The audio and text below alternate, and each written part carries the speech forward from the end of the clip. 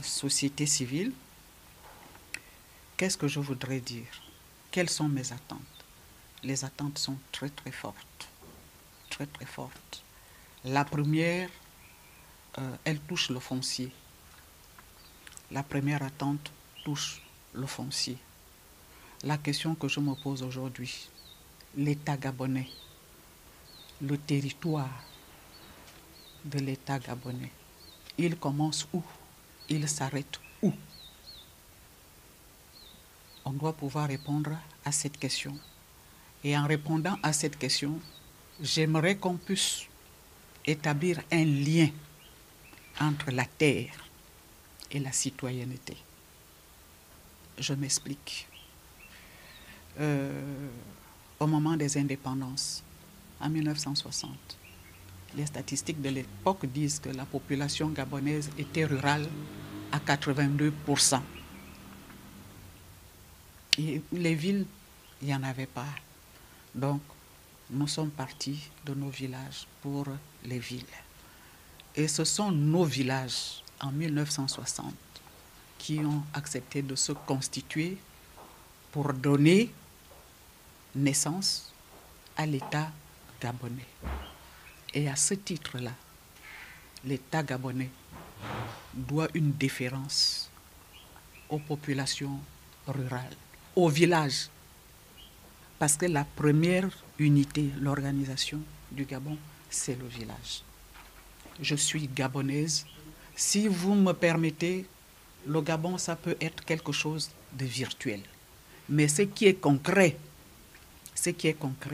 ce sont ces villages qui se retrouvent dans des regroupements, dans des cantons, dans des départements, dans des provinces et faire le Gabon.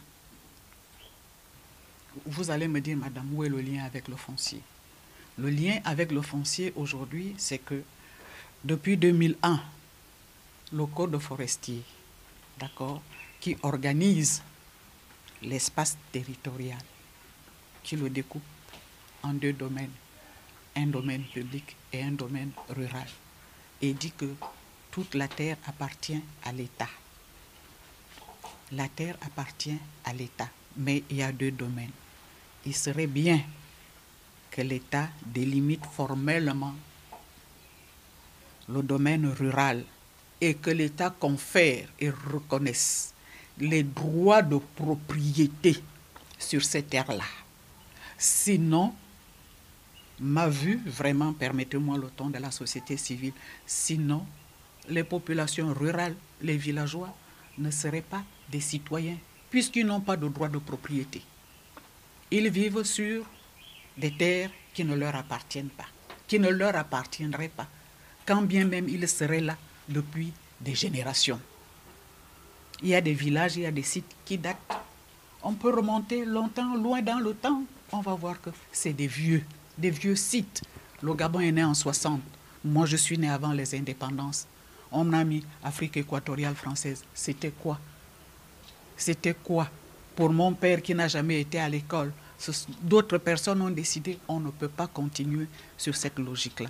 Vraiment, la première chose.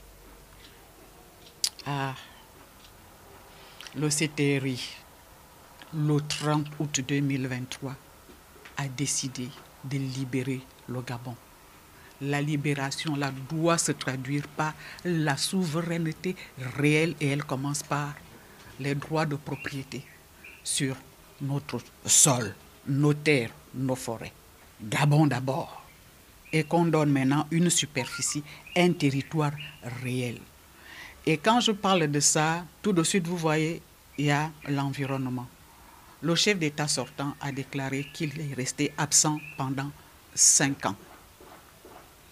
Tout ce qui s'est fait, les accords, les conventions qui ont été signés durant ces 5 ans-là, 2018-2023, et qui pourraient, je suis au conditionnel, et qui pourraient avoir hypothéqué nos forêts, ou bien nous spolier le Gabon en donnant des droits de propriété, parce qu'il y a des titres fonciers qui ont été établis, d'accord, au nom de l'État.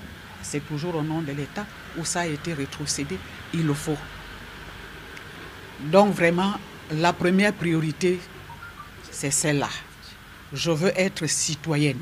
Je veux me sentir citoyenne.